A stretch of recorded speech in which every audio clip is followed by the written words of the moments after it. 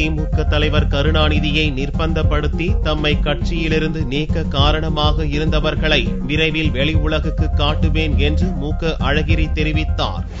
திமுகவில் நிரந்தரமாக நீக்கப்பட்ட கருணாநிதியின் மகன் மு.க. அழகிரி நாமக்கல்லில் திங்கட்கிழமையன்று ஆதரவாளர்களுடன் ஆலோசனை நடத்தினார். பின்னர் செய்தியாளர்களிடம் பேசிய அவர் தனிக்கட்சி தொடங்க மாட்டேன் என்றும் திமுகவில் தொடர்ந்து இருப்பேன் என்றும் கூறினார். திமுக தலைவர் கருணாநிதியை சூழ்ந்துள்ள பலரின் சூழ்ச்சியே தன்னை கட்சியை விட்டு நீக்க காரணம் என்றும் கருணாநிதியை நிர்பந்தித்து மிரட்டி எடுக்கப்பட்ட முடிவிற்கு காரணமானவர்களை விரைவில் வெளிப்படுத்துவேன் என்றும் அழகிரி தெரிவித்தார். தனிக்கட்சி துவங்கணும்னு யாரும் சொல்றேன், தனிக்கட்சி துவங்கவும் மாட்டேன். நாங்கள் எல்லாம் திமுக தான், எல்லாம் கரை வெட்டி தான் கட்டிட்டு இருப்போம்.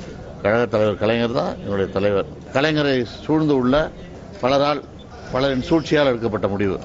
ஏதோ காரணத்தினால் தலைவர்களை மிரட்டுகிறார்கள்.